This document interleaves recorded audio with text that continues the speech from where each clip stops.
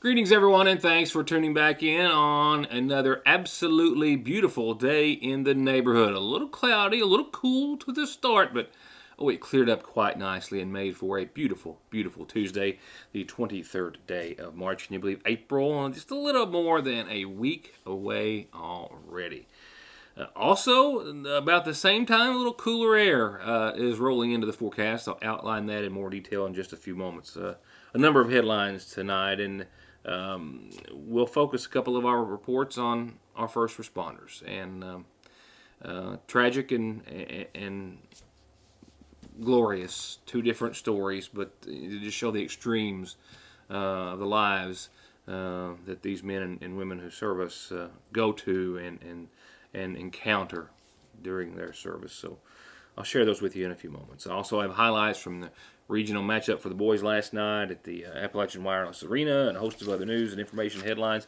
I've got just one update for you on a story that I'm glad to report is not making headlines tonight any more than this. You may have heard early this morning as Magoffin Rescue and EMS and law enforcement responded to help look for a small girl who had left home on her own will, about 11 years of age or so this morning in the Brushy Fork area.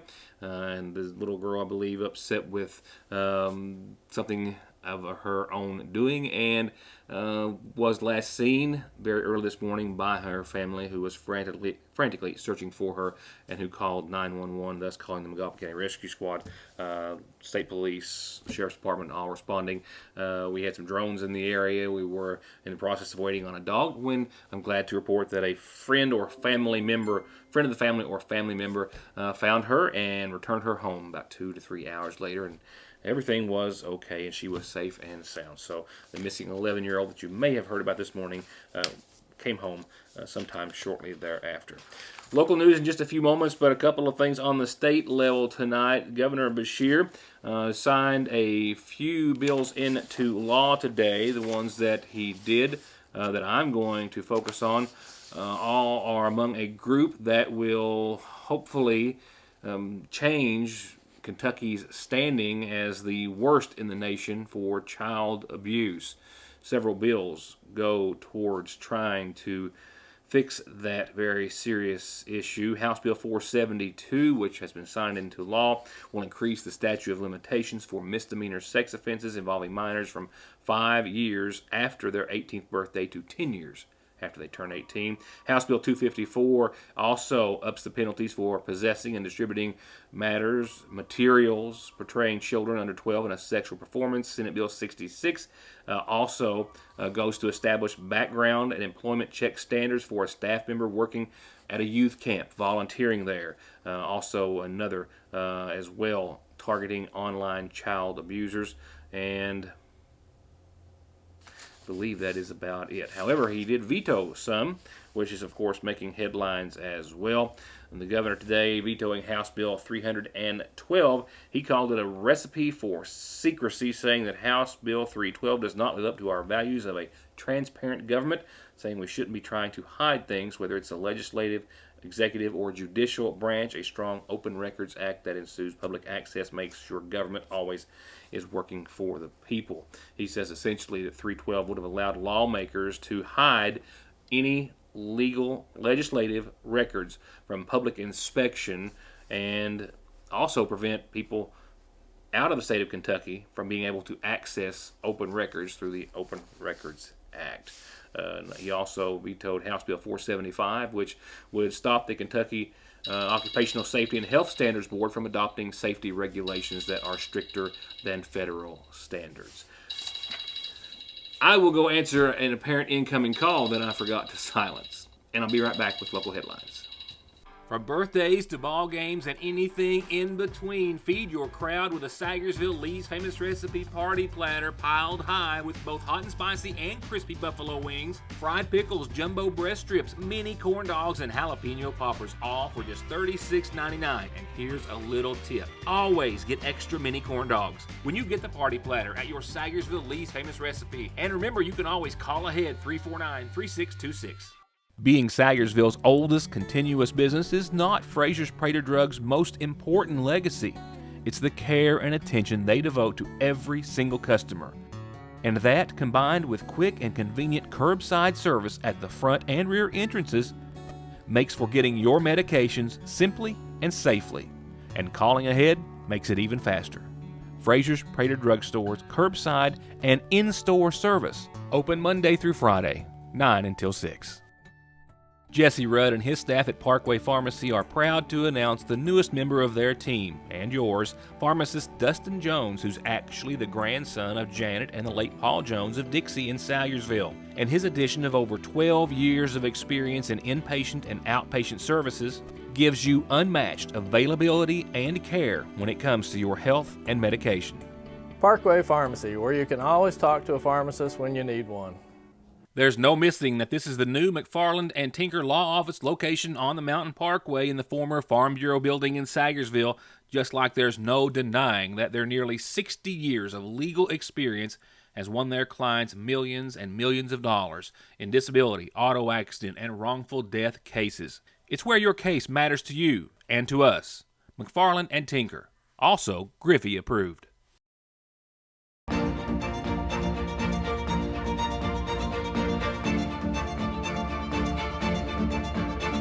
I'm Dr. Jason Zimmerman at Highlands ARH, the healthcare system of Appalachia. Also coming from the governor's desk today, he and Kentucky Energy and Environment Cabinet Secretary Rebecca Goodwin announced grants, 48 counties that could receive grants of up to $25,000 for clearing and cleaning up flood debris. They will be made available to the 48 counties which were declared states of emergency, and of course McGoffin and Johnson among all of those. I'll also remind you about another grant for flood assistance for small businesses, nonprofits, and a few other groups, at least one more group in our community calendar through the Appalachian Rises fundraising event. When I get to that segment in just a few moments. Two of my reports tonight center around our first responders and show both the perils and dangers, as well as the tragedy in general that they often face, as well as the heroic, life-saving, life-altering, as well, service that they do for our communities. The first report, however, is a story of loss. Loss of a long-serving, long-dedicated public servant, husband, and father in Paintsville. The EMS and community at large is mourning the loss of a first responder today who has long served his community in many, many capacities. Brian Moore, a member of the Paintsville EMS Fire and Rescue Department, a paramedic who has served the community, was killed after he was involved in a motorcycle versus vehicle crash yesterday. He leaves behind a great legacy. The tributes started pouring in his honor immediately and have continued and will for maybe ever. He was also known to have a big heart. Charity work among his list of priorities as a servant to his community. He was also the president of the local chapter of the Brothers Keepers Motorcycle Club, which was well known throughout Paintsville and the area in doing a vast number of fundraisers and helping with a number of events. And that chapter, as well as many other organizations, mourning his loss tonight. The Elliott County EMS and 911 organization, where they watched him become a medic and firefighter, recognizing the service to his community. Mountain Manor in Paintsville, extending their deepest thoughts and prayers, because he'd been a part of numerous events at Mountain Manor, and always there, as he was known everywhere, coming through the door with a smile, they say, that would light up the entire building for their residents and their staff. That he and his wife Beverly will always be a part of the Mountain Manor family. And the list indeed goes on for Unit 119 of the Paintsville Fire Department. Said to be, according to the sheriff in Johnson County, a warm smile in a dark hour. He was a rescuer during crisis. He was a calm voice in chaos, and he was the epitome of a dedicated hero. He left a lasting impression on all that knew him. His loss will be felt by his family, friends, co-workers, and our community. We will be talking more about Mr. Moore in the coming days. I actually sent a camera today to the Paintsville Fire Department to get a few words, and essentially all their commanding officers were as timing would have it, bad timing that is, in Charleston for an event related to their service to the community, and not returned as of yet. And we'll be getting up with some of those individuals, and we'll be talking about Mr. Moore very, very soon. But for now, that is all I know. I do also, however, know that his body was escorted back on behalf of friends and family and participants of many of the organizations that he was a part of, escorting him back to Johnson County just earlier this afternoon. Again, we'll have more on the passing of that very devout public servant in the coming days, perhaps as soon as tomorrow. This next report, though, stands as an example of the incredible range of duties that can fall on our EMS and law enforcement. Sayersville police officer Mike Nichols started off his shift this week in stark contrast to how it ended last night. He started off his shift this week in just a few moments of clocking in, giving CPR to a man who sadly did not survive his medical situation. But then hours later, Nichols was among the first there to help bring a new life into this world last night, albeit in we'll just say not the most ideal of situations or locations. Certainly not the first time it's happened, not the first time it's even been reported here on Your News Today or in the Sayersville Independent, and undoubtedly it will happen again because some things you just can't control.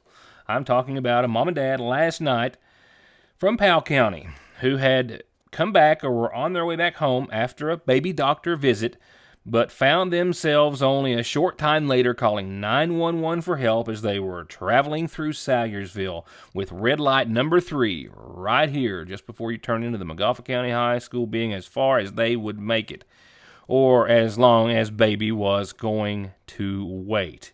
After it was all over, Mom told those who had come to her aid that she had been to the doctor earlier that day, was dilated to 4, and went home, but just didn't make it.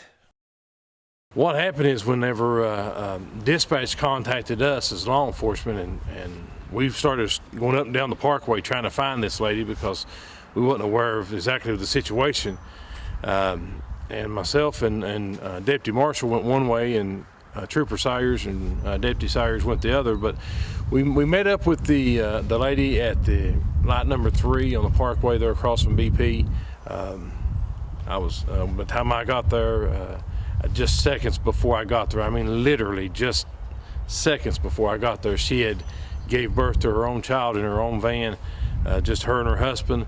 And as EMS come on scene, I come in right behind them, and they went ahead and cut the cord, the umbilical cord or whatever it is.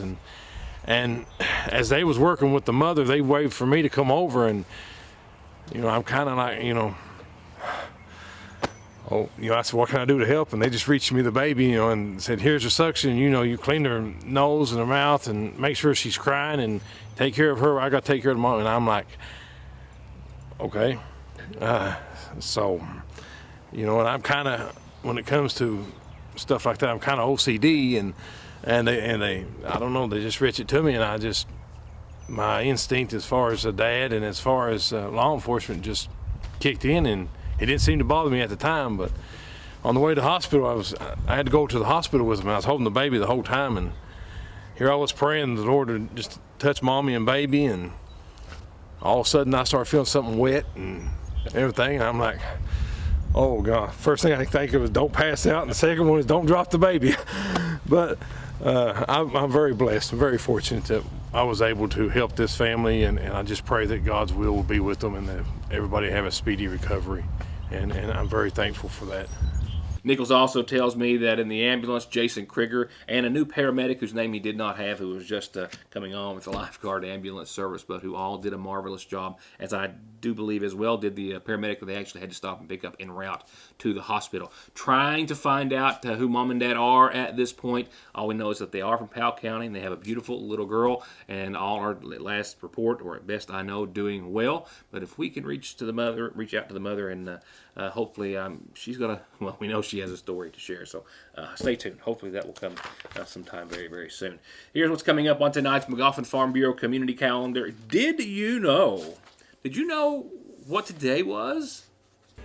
Well, if you didn't, let me enlighten you. The city of Sayersville has signed a proclamation in celebration of the 100th birthday of one of Sayersville's very special citizens, declaring today, March 23rd, 2021, to be known as Lillian Hammond Day, who is celebrating her birthday today, a century.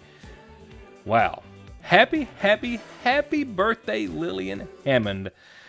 You indeed are most deserving of a day in your honor. Lillian, a resident, I believe, of the Sayersville Nursing and Rehabilitation Center. Again, happy birthday to you.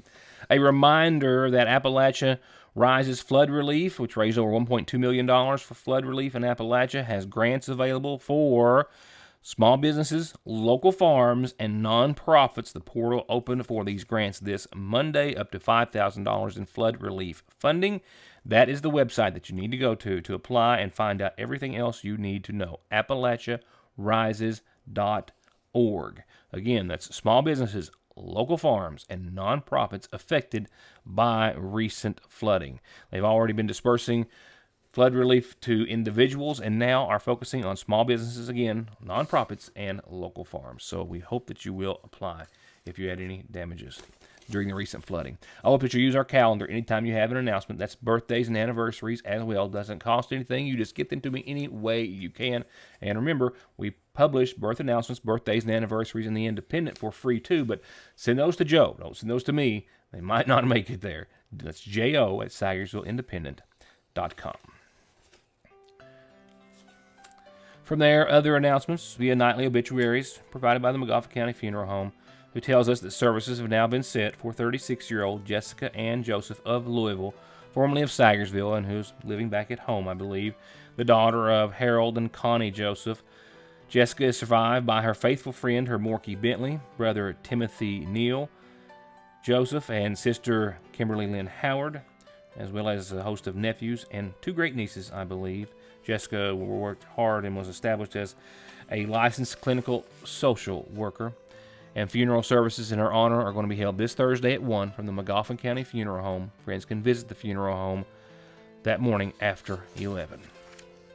Services have also been set for 69-year-old Sharon K. Salyer Whitaker of Royalton, who passed away on Sunday, the daughter of the late Raymond and Mabel Patrick Salyer. She survived by daughter Jessica Ann, husband Michael Elam, as well as a brother, Gerald Salyer, sister-in-law Bonnie Salyer, son-in-law Danny Miller of Sayersville, and in addition to her parents, she is also preceded in death by her husband Marvin and daughter Denise.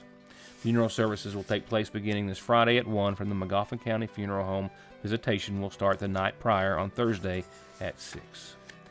And 60-year-old Jeffrey Morrison Cravens of Palm Coast, Florida, passed away the 19th, the son of Beverly Hill and John Charles J.C. Cravens. He is survived by his wife, Rosita, their 4 children, Michael Fabian, Randy Fabian, LaShonda Moore, Miranda Cravens Mahaffey, 6 grandchildren as well. And he is as well survived by his mother, Beverly Hill, brothers John Cravens and David Hill, and sisters Tammy Hall and Angel Hill. Funeral services in his honor will take place at the Magafa County Funeral Home this Saturday at 1, while the visitation in his name will take place Friday evening after 6. In lieu of flowers, the family has requested contributions to the Jeffrey Cravens Memorial Fund.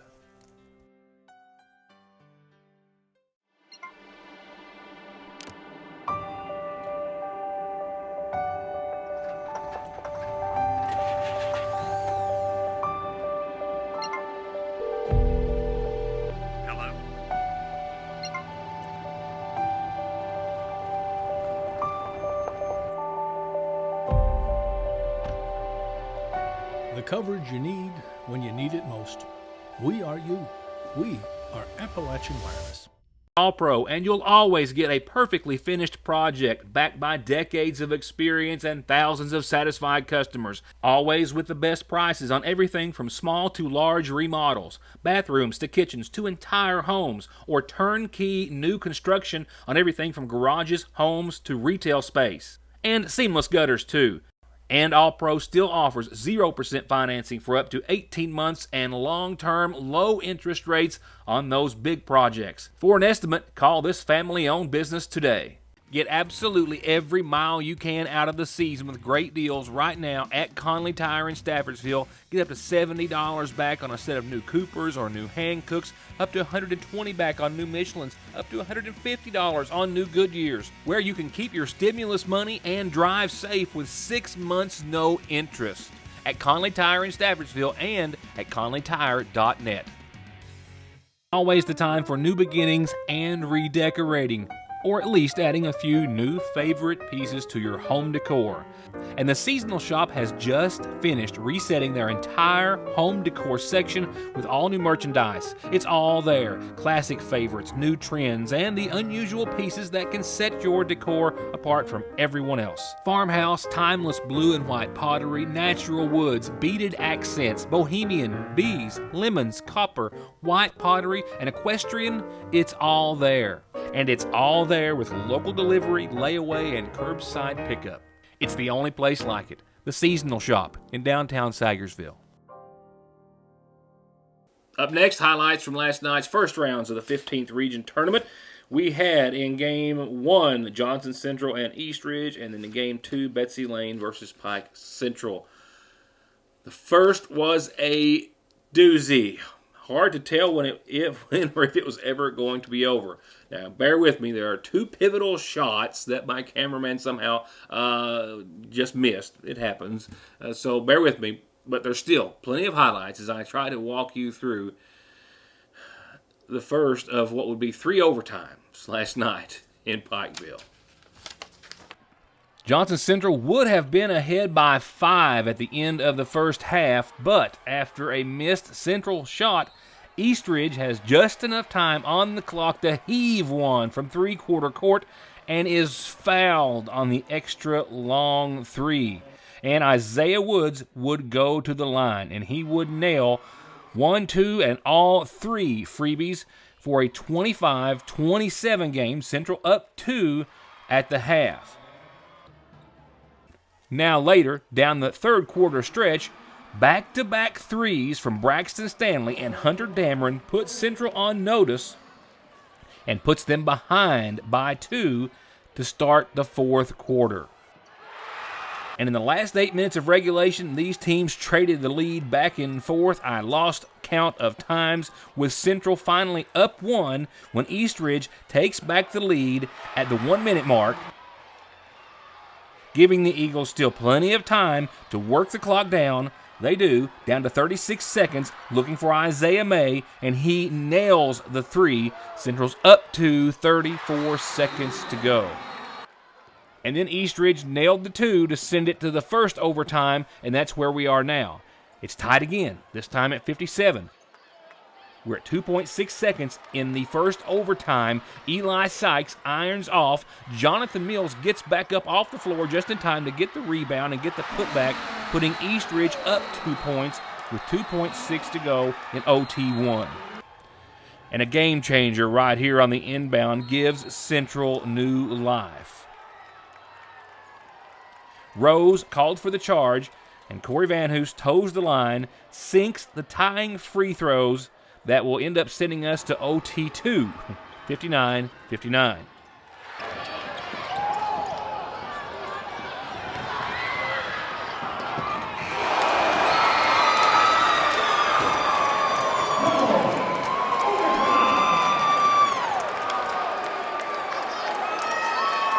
Now down to about 35 seconds to go in overtime 2. Central's already ahead 1 and then gets the chance to go to the line and make it 3 off of that foul on Eastridge.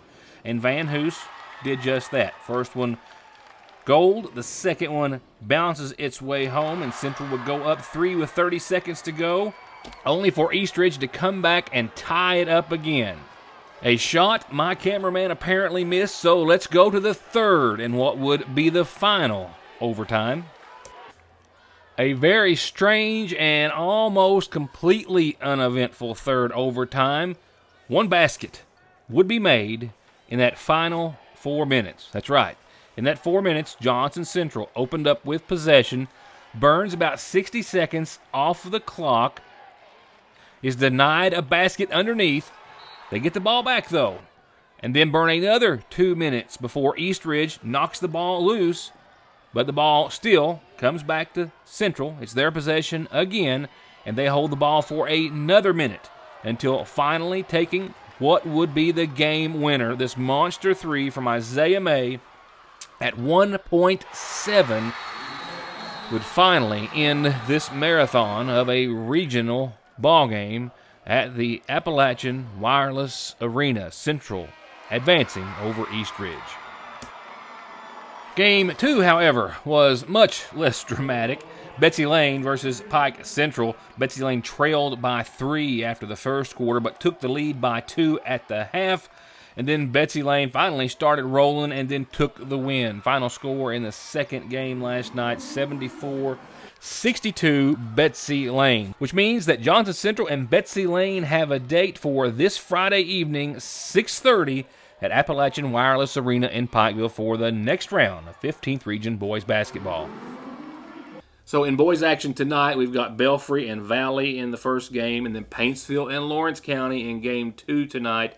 And then this Friday night, we'll have Johnson Central and Betsy Lane, as I mentioned, facing off in game 1, and then the winners of tonight's game in the second game. The boys' championship is set for Saturday. As for the girls' regional, well, it doesn't tip off until tomorrow night, Belfry and Floyd Central, and then Pikeville and Paintsville tomorrow night. Then Thursday night, Central and Valley, and then Lawrence County, and then someone. I'm not even for certain who Thursday night. Girls' championship Monday. I'm not going to be there every night. I'm going to do my best, but we'll keep you up to date at least on the scores and who advances throughout the 15th region. Good luck to all. Congratulations to those who won, and good luck to the rest. With that said, here is a Licking Valley RACC forecast that paints a changing picture weather-wise. Temperatures are going to start to wane as shower chances will increase and hit a full-blown 100% by Thursday night. It indeed has been a lovely one out there today. We have seen clouds come and go. They're going to come back, though, and they will give us about a 30% chance of some sprinkles and then light showers in the AM. That's after midnight. And a low tonight of around 52 degrees. Those mostly cloudy skies will continue as well. For your Wednesday, that's a bit of a prelude, I guess, for early Wednesday, but only early. We have a chance of some sprinkles and some slight showers up until about noon or 1 or so. And then after that, we'll see partly sunny skies and 73. So just a slight glancing blow of some showers and some clouds, because by tomorrow afternoon, certainly in the latter afternoon hours, partly sunny, 73 degrees. Now, we won't shake the winds out of the south, maybe up to 21 miles per hour at times. So keep that in mind. But by Wednesday night, tomorrow night, mostly clear skies and a low of 53. But then you get to Thursday, where showers are likely in the afternoon after we top out at about 69, 100% chance of showers. And we could see up to an inch or so of rain and winds up to 29, 30 miles per hour at times on your Thursday. Those showers leave by early Friday morning, leaving us mostly sunny and 65 Friday, mostly clear that night, and as you saw, a low of 45. And then Saturday, shower chances ease their way back in. A 20% chance after 2, a daytime high of 73 on your Saturday. Saturday night, a 50% chance of showers and about 52 for nighttime lows. Sunday, 63, mostly sunny, a 50% chance of showers. Monday, sunny and 57 and clear. Tuesday, mostly sunny and 65, and shower chances again, trying to work their way back into the picture. That's it for now. Thank you for being here, and I will see you back here, I certainly hope, tomorrow night for more of Your News Today.